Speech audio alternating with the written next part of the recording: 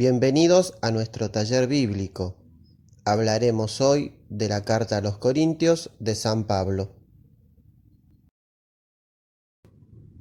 Corinto, capital de la provincia romana de Acaya, era la ciudad más grande de Grecia. Su condición de puerto cosmopolita y su prosperidad económica la habían convertido en un lugar proverbial para la inmoralidad de sus costumbres. Durante su segundo viaje misionero, Pablo permaneció allí más de 1 año y medio y logró establecer una comunidad entusiasta y fervorosa. Pero fue precisamente en Corinto donde alcanzó su punto más crítico la confrontación del cristianismo naciente con el pensamiento y las costumbres paganas. Y apenas Pablo se alejó, comenzaron a surgir graves conflictos.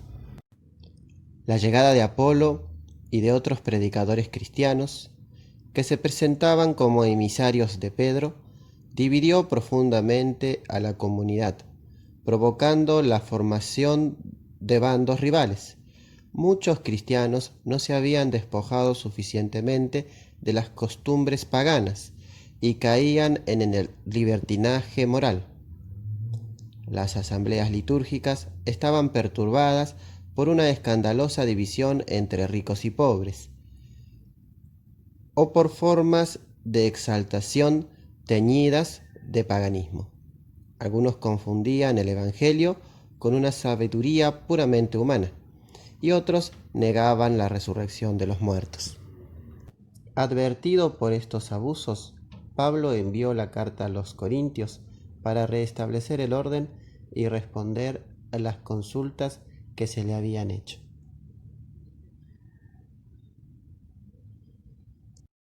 La enseñanza de Pablo en la primera carta a los Corintios puede resumirse en 4 temas centrales.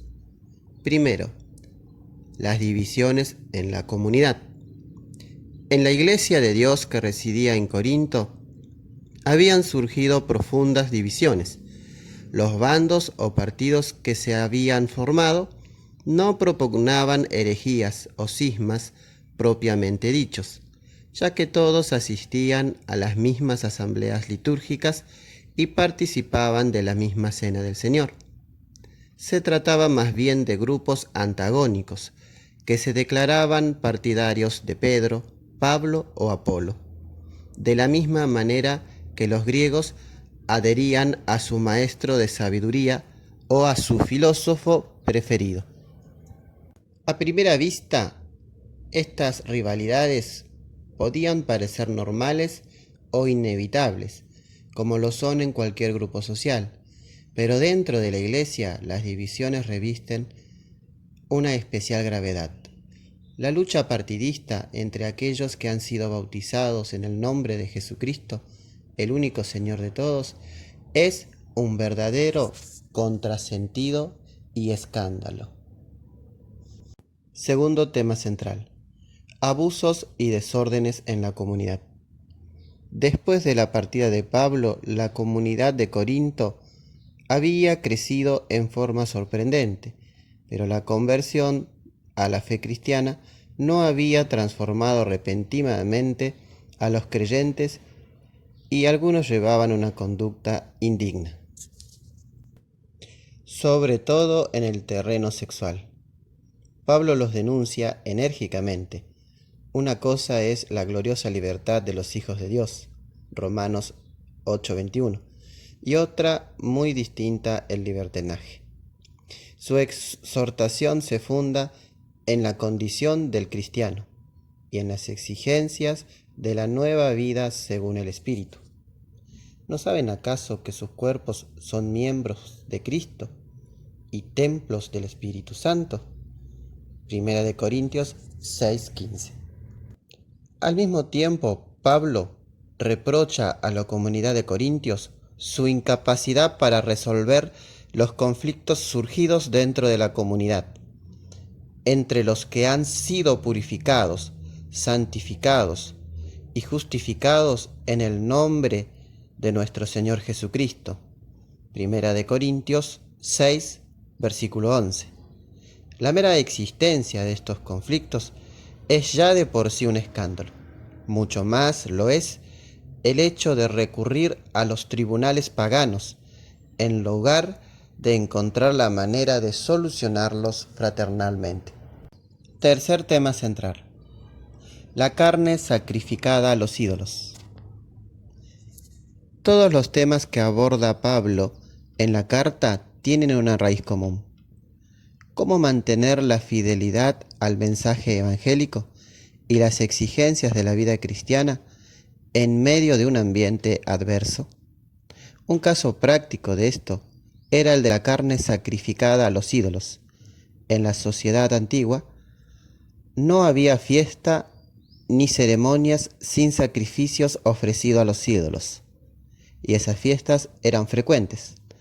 Tanto los dioses como los sacerdotes y los oferantes recibían su parte, y el resto de la carne era consumido en banquetes sagrados o vendido en el mercado.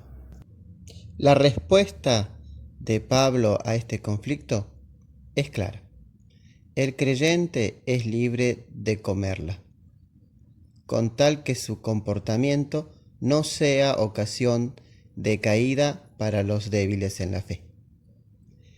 La cuestión aquí planteada responde a una situación que actualmente ha perdido vigencia. Sin embargo, siempre es actual el criterio con que Pablo trató de solucionar esta cuestión. Lo importante es descubrir ese criterio y aplicarlo a otras situaciones más o menos semejantes. Los cristianos hemos sido llamados para vivir en libertad, pero esa libertad no es un fin en sí misma, sino que debe estar al servicio del amor. El último tema central tocado en la carta a los Corintios por Pablo tiene que ver con el uso de los carismas. En la comunidad de Corintio era muy valorado y hasta sobrevalorado el carisma del don de lengua, la profecía y otros tipos de carismas por el estilo. Sin embargo, Pablo ofrece un carisma totalmente diferente como carisma central. Se trata del carisma del amor. Es el amor el que nos distingue como cristianos. Al igual que los cristianos de Corintios, los cristianos vivimos en una sociedad de valores anticristianos. Te proponemos en esta parte iluminativa que medites y que ores la siguiente pregunta: ¿cómo puedo dar testimonio? ¿Cómo puedo ser cristiano en medio de una sociedad que enarbora y defiende valores anticristianos?